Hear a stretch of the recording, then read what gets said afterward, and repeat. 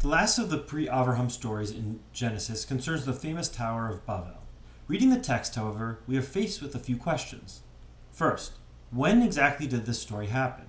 In the last verse of chapter 10, we are told, Eila mishpachot b'nei Noach l'todotam, b'goyehem u'me'ela nifredu hagoyim ba'aretz achar hamabul. These are the groupings of Noach's descendants. They branched out over the earth after the flood. But then, the first two verses of chapter 11, we are told,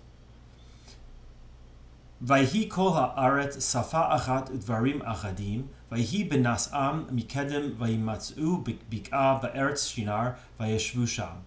Everyone on earth had the same language and the same words, and as they migrated from the east, they came upon the valley in the land of Shinar and settled there. Based on this text, it seems like the story may have happened prior to chapter 10.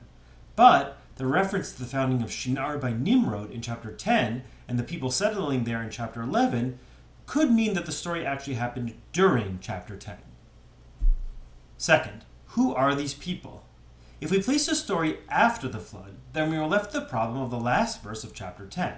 If the text explains that the descendants of Noah spread throughout the world, then the story in chapter 11 must be related to a specific group of the children of Noah. This is most likely the Shem family or the Ham family that migrated over. However, the fact that the people are called sons of Adam and not sons of Noah or sons of Shem or sons of Ham may imply they are direct descendants of Adam, and that this story could have taken place prior to the flood. Again, reversing what we thought was the answer in question 1. Confused yet? What did they want to do? Question 3. The traditional explanation is that the people wanted to build a tower to fight God, yet this motivation is actually absent from the text. All the text says is, Vayimru hava nivna lanu ir umigdal v'rosh b'shamayim v'naseh lanu shem pen nafutz al pnei haaretz. And they said, Come, let us build a city and a tower with its top to the sky, to make a name for ourselves, or else we'll be scattered all over the world. Verse 4. It sounds like the motivation of the people is twofold.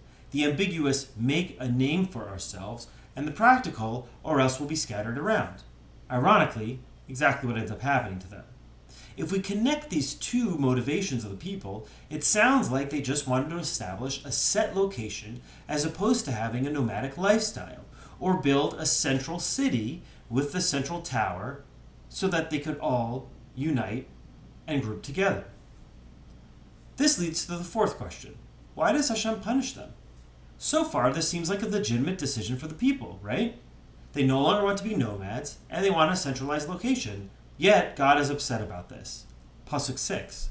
Vayomer Hashem hein am achad usafa achat l'chulam v'zeh ha'chalim la'asot v'ata lo yibatzer mehem kol asher yizamu la'asot. And Hashem said, if as one people with one language for all, this is how they begin to act, then nothing they may propose to do will be out of their reach. It seems like Hashem is against this human ingenuity. Why is that so bad? The text does not provide an answer.